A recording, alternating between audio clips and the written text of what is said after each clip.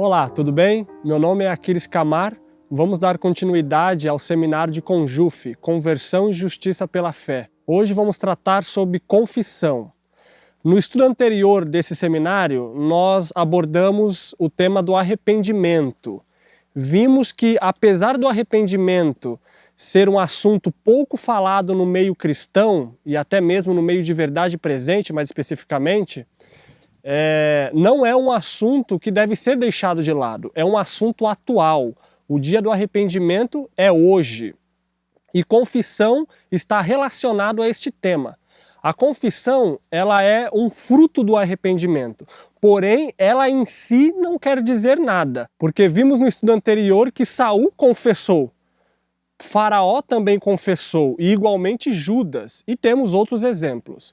Então a confissão em si, ela não quer dizer nada, porém é impossível uma pessoa verdadeiramente arrependida não se confessar.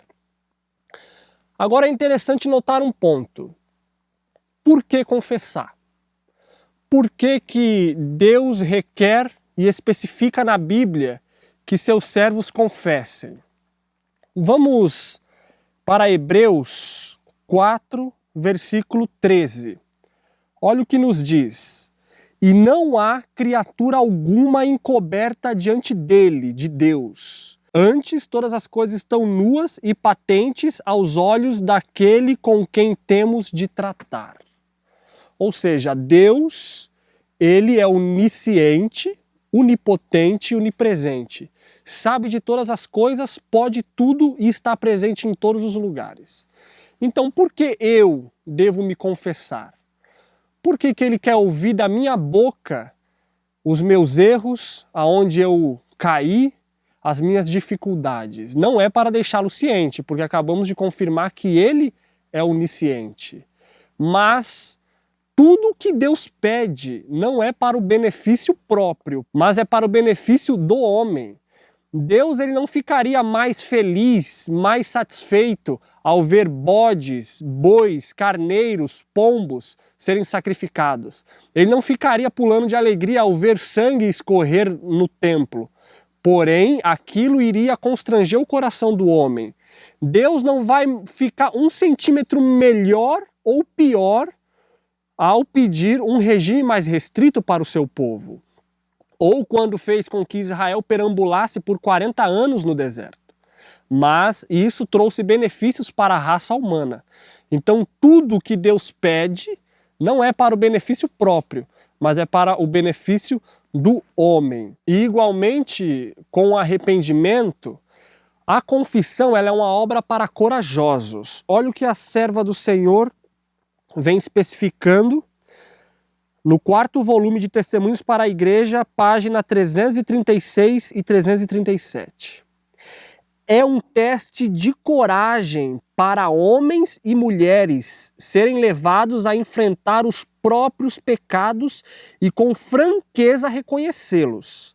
Dizer, este erro deve ser lançado à minha conta, requer uma força de princípios interior que o mundo possui apenas em grau limitado. Aquele, porém, que tem a coragem de dizer isto com sinceridade, ganha uma decidida vitória sobre o eu e efetivamente fecha a porta contra o inimigo. É interessante notar também que a primeira lição que Deus quis ensinar para o homem, vamos voltar lá no Éden, quando Adão e Eva transgrediram, comeram do fruto proibido. A primeira lição que Deus quis ensinar para o homem foi a confissão. Ele sabia de tudo. Ao ele criar o mundo, ele já sabia o fim que iria ter. Deus sabe do final antes de começar. Porém, quando Adão e Eva provou do fruto, a primeira coisa que Deus fez foi o quê? Interrogar Adão. Adão, onde está? Onde estás? Ele quis arrancar de Adão a confissão. E ele foi cutucando Adão, fazendo com que Adão confessasse, e aquilo trouxe benefício para Adão. Adão começou a refletir no que fez. E logo em seguida foi para Eva. E Eva também confessou o que fez. Então a confissão ela é tão importante que foi a primeira lição que Deus quis trazer para a raça humana, foi a confissão. E até mesmo lá em Marcos 1, versículo 5, quando inicia a experiência cristã, Deus também quer que o homem confesse. Olha o que diz no versículo 5. E toda a província da Judéia e os de Jerusalém iam ter com ele, e todos eram batizados por ele, por João Batista, no Rio Jordão, fazendo o quê? Confessando os seus pecados. Então, assim que o homem caiu, e assim também que ele vai iniciar a experiência cristã, Deus exige a confissão. A confissão, ela traz muitos benefícios para o homem. Lá em Provérbios 28, versículo 13, lá nos diz o seguinte: o que encobre as suas transgressões nunca prosperará. Viu que envolve prosperidade? Prosperidade espiritual e até mesmo mental, física, material. O que encobre as suas transgressões nunca prosperará.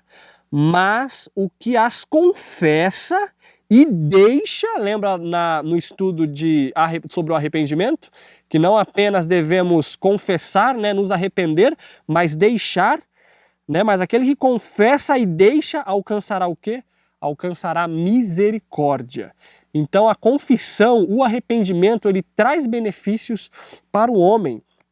Ellen White, ela confirma em Fundamentos da Educação Cristã, ela vem nos dizendo o seguinte: é um fato lamentável que o coração faltoso não esteja disposto a ser criticado ou a sujeitar-se à humilhação pela confissão do pecado.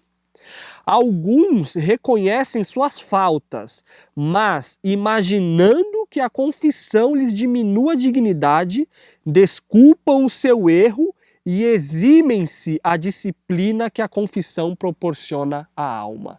A confissão, ela tem como objetivo disciplinar a alma do pecador. E muitos reconhecem, como ela disse, os seus erros, porém, eles não têm a coragem de enfrentar o pecado e de confessar. As pessoas interiorizam as suas culpas, as suas transgressões e não têm coragem de tratar com o pecado, de confessar. E isso causa depressão e muitos males para a raça humana. Outro benefício que nos traz a confissão está descrito lá em 1 de João, capítulo 1, versículo 9. Aqui é bem conhecido esse versículo, e ao esse versículo começar, ele já nos traz uma ideia de condição. Olha, se confessarmos os nossos pecados, ou seja, se, é condicional aqui. Se nós fizermos isso, confessar os nossos pecados, ele, Jesus Cristo, é fiel e justo para perdoar os pecados e nos purificar de toda a injustiça. Jesus está desejoso de nos purificar, Jesus está desejoso de nos perdoar, porém, o homem deve tomar o primeiro passo. Igualmente, no estudo anterior nós vimos a mesma ideia de que a graça, ela é de graça, porém, não sem condições. Aqui é condicional. Deus quer sim purificar, Deus quer sim perdoar, porém nós devemos confessar a Ele. E como que é feita a confissão? Muitas pessoas, eu vejo que a cristandade em si, ela é muito genérica na sua oração, ela não se aprofunda ali na sala de audiência com Deus. Quando entra na excelsa presença de Deus, o ser humano ele generaliza demais, ele torna muito genérica a sua oração e principalmente a confissão. As pessoas tendem a entrar ali na oração, né, se ajoelham, pedem, né, fazem seus pedidos e quando entra na parte de confissão, elas dizem: Senhor, perdoa os meus pecados, perdoa as faltas que eu cometi hoje. Será que é assim? Será que nós devemos apenas chegar a Deus e generalizar tudo? Vamos lá em Levíticos.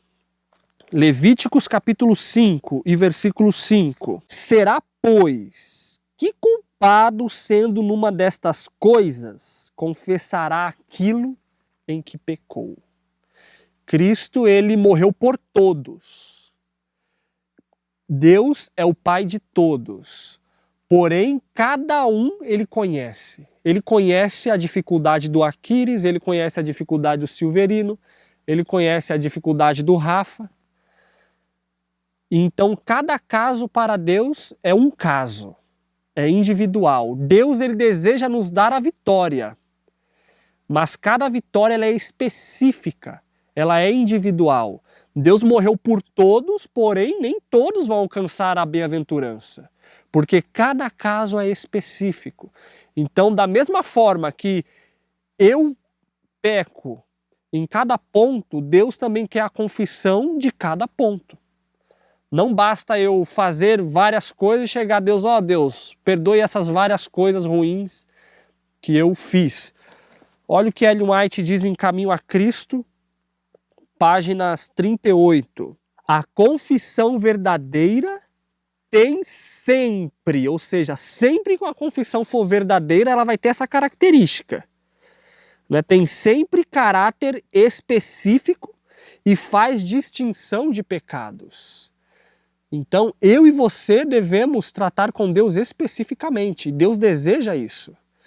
Deus, quando foi interrogar Adão, ele foi bem ali minucioso. Comeste do fruto que ordenei para que não comas? Ele foi específico em cada ponto. E assim deve ser também na experiência do homem. E quando pecamos, existe também distinção na confissão. Nem toda a confissão ela é igual. Por exemplo, uma pessoa, se eu ofendi o meu irmão em público, eu cheguei, ofendi, humilhei na frente de todos, se tornou notório. A Bíblia nos diz que nós devemos confessar também publicamente. Atos 19, versículo 18. Quando Paulo estava em Éfeso e levou a palavra de Deus, e muitos ali que praticavam artes ali mágicas, pecados ali conhecidos, olha qual foi a atitude deles. E muitos do que tinham crido na palavra de Deus, confessando e publicando os seus feitos, também muitos dos que seguiam artes mágicas, trouxeram os seus livros e os queimaram na presença de todos. Ali o pecado era notório, era conhecido. E também a confissão foi pública, foi notória. E também existe a confissão para o irmão. E não devemos tornar o nosso pecado conhecido para pessoas, para homens. Isso traz mais mal do que bem. Porém, isso só deve acontecer se eu ofendi aquele irmão. A própria Bíblia nos diz que se o meu irmão tem alguma coisa comigo e eu alguma coisa com ele, eu devo ir nele e resolver isso. Mas eu não devo ficar falando dos meus pecados, né, das minhas más ações, né, para as pessoas. Só devo confessar pecado para a pessoa se eu ofendi aquela pessoa. Indesejado de todas as nações, vem elucidando um pouco mais essa experiência. Desejado de todas as nações, páginas 811. Lá nos diz o seguinte: os pecados secretos devem em segredo ser confessados a Deus, mas o pecado público requer pública confissão. Se eu transgredi o irmão publicamente, eu devo confessar publicamente. Se eu ofendi o irmão ali, não foi notório, eu confesso a ele. E pecados que só eu mesmo cometi e ninguém sabe, confessa a Deus. Porém, abrindo aspas aqui, o pecado é um elemento assim muito perigoso, porque raramente uma pessoa peca sem levar outra ao pecado. Nós podemos exemplificar isso na experiência de Davi. Davi, ele não estava cumprindo o seu dever como rei, ele estava em casa, ocioso. E na ociosidade ele cobiçou, já envolveu outra pessoa. E ao cobiçar, ele pediu para pessoas ali chamar a mulher, Betseba, para consumir o ato. Então ele já envolveu Betseba e envolveu as pessoas ali que ele pediu para chamar. Depois envolveu Urias, depois envolveu Joabe e posteriormente o seu filho que veio a falecer. Então o pecado ele é um elemento assim perigosíssimo que nós devemos ter muito cuidado em tocar, em mexer, porque é uma bola de neve. Ao eu me envolver com o pecado, inevitavelmente, quase sempre, eu vou envolver outros. Então é muito complicado. Quando eu ofendi um irmão, levei ele ao prejuízo. Olha o que Números vem especificando. Quando trazemos irmãos ao prejuízo. Olha o que Números 5:7 vem especificando. E confessará o seu pecado que cometeu. Aqui ele já vem salientando de novo a importância da especificação. Pela sua culpa fará plena restituição. Quando eu levo o irmão ao prejuízo, eu devo restituí-lo. Porém, nós devemos ter um princípio, nós devemos ter equilíbrio quanto a isso, porque nem todo pecado é possível restituir. Existem pecados que a consequência é profunda demais para ter uma restituição. Por exemplo, se eu matei o filho da minha vizinha, eu vou dar o meu filho em troca, a vida do meu filho em troca pela vida do filho da vizinha, isso não existe. Ou se eu adulterei e me envolvi, tive outra família, quando eu caio em si eu vou abandonar e volto para minha família. Então deve ter um equilíbrio na restituição. Ellen White ela vem especificando qual o princípio que devemos usar sobre restituir as pessoas que levamos ao prejuízo em nossas más obras. Em Desejar de Todas as Nações, páginas 556, ela diz o seguinte: se prejudicamos outros por qualquer injusta transação, se nos aproveitamos de alguém num negócio ou defraudamos qualquer pessoa, ainda que sob a proteção da lei, devemos confessar nossa injustiça e fazer restituição tanto quanto esteja ao nosso alcance. Cumpre-nos restituir não somente o que tiramos, mas tudo quanto se teria acumulado se posto em justo e sábio emprego durante o tempo que se achou em nosso poder. Ou seja, quando estiver ao nosso alcance restituir uma pessoa, e mesmo ainda em juros, nós devemos fazer. Um exemplo bom de restituição, de restauração, foi Zaqueu. Zaqueu, no capítulo 19 de Lucas, ali ele tem um encontro com Jesus. Ali Zaqueu demonstra na prática que as pessoas que têm um encontro verdadeiro com Cristo não podem permanecer no velho homem. E ele confessa a Jesus as suas transgressões e ele ainda diz: aquele que defraudei, que roubei, eu vou restituir. Em Lucas 19, versículo 8. Ali ele confessa e demonstra um dos frutos, né, da confissão, da verdadeira confissão, que é a restituição. Podemos perceber aqui que a confissão ela é um elemento primordial. Foi a primeira lição que Deus quis ensinar ao homem ao pecar e também quando iniciamos a nossa experiência cristã, e devemos, irmão, mergulhar nesse assunto.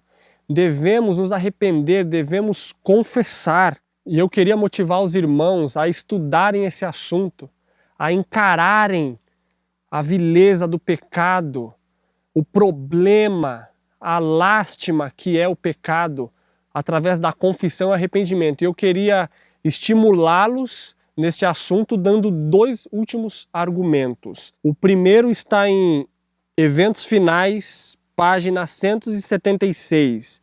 Lá nos diz o seguinte: pela oração e confissão do pecado, precisamos preparar o caminho do rei.